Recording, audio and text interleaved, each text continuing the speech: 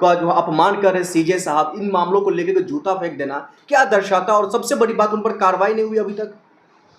देखिए, कुछ एक मेरी गुजारिश है जी आपसे भी और आपके माध्यम से आपके सारे दर्शकों से भी। आजकल तो ये इंटरनेट का ज़माना है। जी।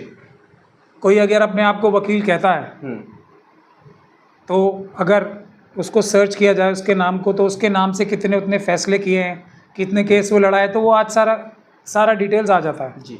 तो मैं ये गुजारिश करूँगा आपके माध्यम से आपके सारे दर्शकों से, तो ये राकेश किशोर साहब जो भी आप नाम बता रहे हैं, उनका भी एक सर्च करके देख लें कि वो किस प्रकार के, किस मेयार के और कैसे वकील थे, या उन्होंने कितने केस लड़े ही हैं आज तक।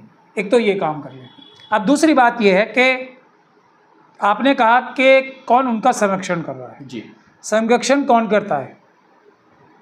अगर कोई अपराधी अपराध करता है और वो किसी बड़े गैंग का हिस्सा है, तो संरक्षण वही करता है जो उससे अपराध कराता है।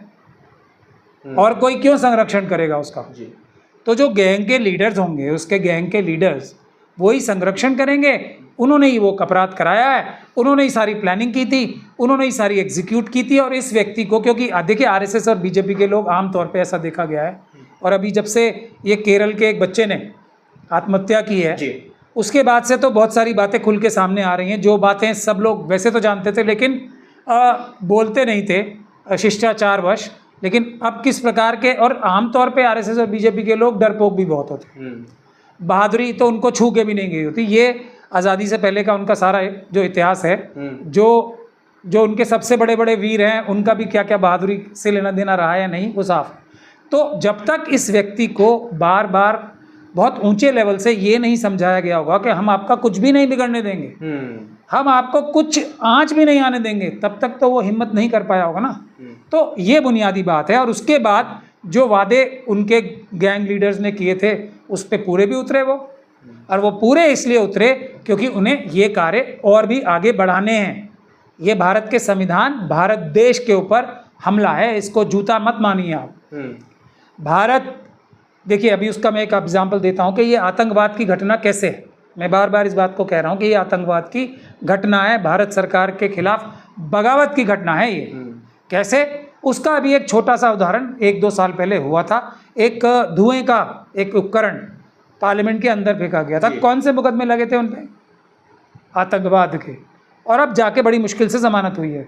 तो जिस प्रकार से एक संवैधानिक संस्थान पार्लियामेंट है, उसी प्रकार से एक संवैधानिक संस्थान सुप्रीम कोर्ट भी है। सुप्रीम कोर्ट को बाबा साहब डॉक्टर भीमराव अंबेडकर ने इतनी ताकत दी है कि वो पार्लियामेंट द्वारा बनाए गए कानून को भी निरस्त कर सकता है अगर वो संविधान के विरुद्ध हो। तो अगर उसके ऊपर ये हमला हुआ है, किसी एक ऑब्जेक्ट को फेंका गया है, तो वो पार्लियामेंट की घटना के बराबर घटना है। इस पे भी आतंकवाद का मुकदमा दर्ज होना चाहिए और उनके ऊपर होना चाहिए जो गैंग के लीडर्स हैं। सर, यही जानना चाहता हूं और हमारे दर्शक भी यही जानना चाहते हैं, जो आखिरकार वो जेल के अंदर में नहीं है, कोई किसी भी धारा में उन पर मुकदमा दर्ज नहीं हुआ है, ये क्या दर्शाता है? ये तो आप जैसे कुछ ईमानदार जर्नलिस्ट लोगों ने और हम जैसे कुछ दूसरे लोगों ने इस बात को उठा दिया, वरना हमारे मुख्य न्यायाधीश साहब जो गवई साहब हैं, उन्होंने तो माफ़ी कर दिया था।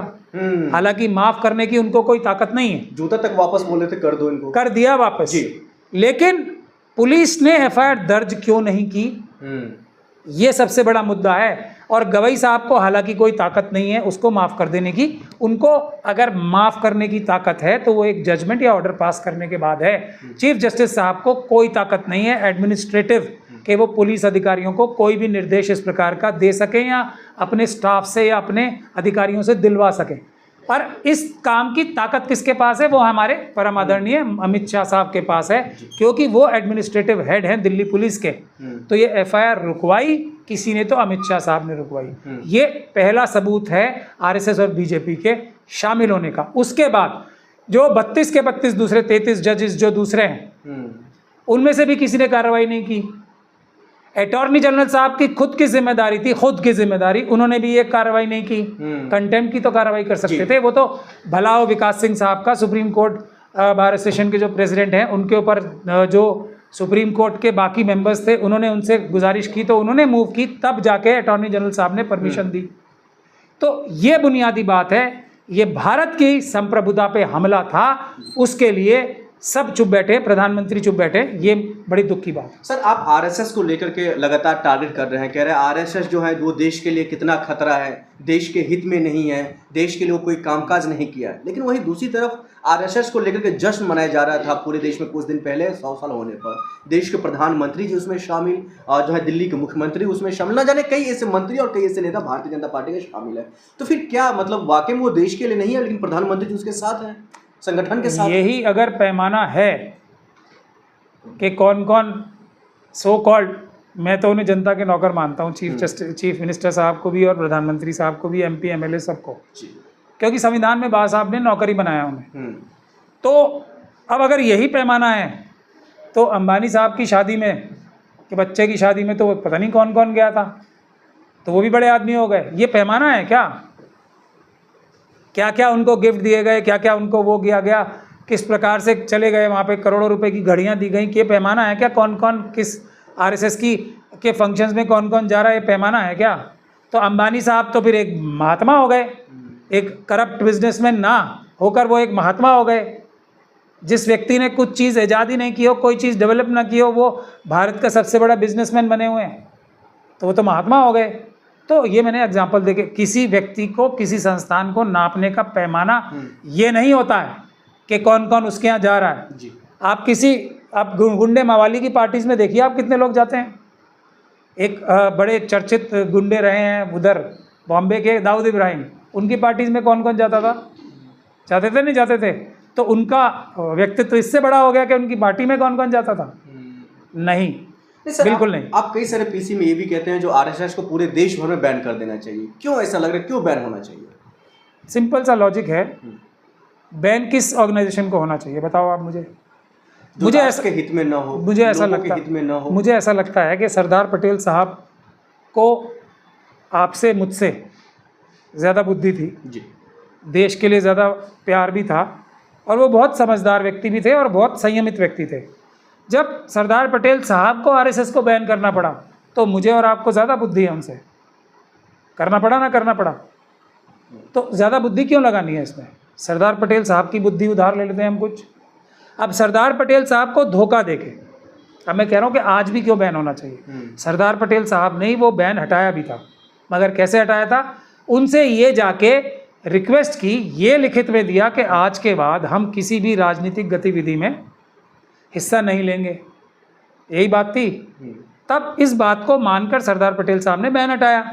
ठीक, बैन तब के लिए सरदार पटेल साहब ने इस कंडीशन पे हटाया कि आज के बाद तुम किसी पॉलिटिकल गतिविधि में डायरेक्टली या इनडायरेक्टली शामिल नहीं होगे। जैसे ही या किसी राजनीतिक गतिविधि में शामिल होते हैं, प्रत्यक्ष या परोक्ष रूप से, सरदार पटेल साहब का जो वो बैन करने वाला ऑर्डर था वो दोबारा लागू हो जाता है, क्योंकि बैन वो उस वजह से था कि अब ये किसी पॉलिटिकल चीज़ में हिस्सा नहीं लेंगे।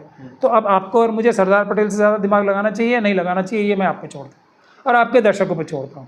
अब इसके बाद पूरे जितने आतंकवादी संगठन आज तक डिक्लेयर हुए हैं उनके सबके अपराध आप गिन लीजिए, और RSS के द्वारा जो उनके कार्यकर्ता हैं उनके अपराध आप एक लिस्ट बना लीजिए। देशद्रोह के, ISI के साथ अभी एक लेटेस्ट वो पकड़े गए थे ना DRDO के RSS के कार्यकर्ता, जिन्होंने देश की जो मिसाइल टेक्नोलॉजी थी वही पाकिस्तान को भेज दिया। जो पाकिस्तान हमें आंखें दिखाने की कोशिश कर रहा है वो उस व्यक्ति की वजह से कर रहा है जिसने APJ अब्दुल कमाल साहब की टेक्नोलॉजी बेच दी। लेकिन सर देश को तो एक नया सिक्का मिल गया, मतलब जो है रुपये का, जिसमें 100 रुपये का, आपने भी शायद देखा होगा, जो मतलब उस पर RSS का स्पष्ट तौर पर नाम है, RSS 100 साल सेलिब्रेशन। तो उस जिस व्यक्ति का मैं नाम ले रहा हूँ उसकी फ़ोटो लगाई है उसमें, DRDO के जो साइंटिस्ट थे, नहीं लगाई ना। वो है RSS का चाल चरित्र चेहरा। तो मैं आपको ये बता रहा था कि जितने बलात्कार के केसेस, जितने अभी मणिपुर में क्या हो रहा है, जितने देशद्रोह के केसेस, जितने आतंकवाद के केसेस, जितने दंगों करानों के केसेस RSS के कार्यकर्ताओं पे दर्ज हैं, अगर सारी की सारी जितनी ऑर्गेनाइजेशंस आतंकवादी संगठन घोषित हुए हैं उनके ऊपर सबके मिला के RSS से ज़्यादा हों, तब RSS को बैन नहीं होना चाहिए। अगर RSS के ऊपर सारे केसेस, जो उन सारे संगठनों को मिलाकर जितने केसेस हैं उनके ऊपर, उससे ज़्यादा RSS के कार्यकर्ताओं पे हों, तब इसको बैन होना चाहिए। तो ये तो लॉजिकल बात है, इसमें तो कोई गलत बात नहीं है।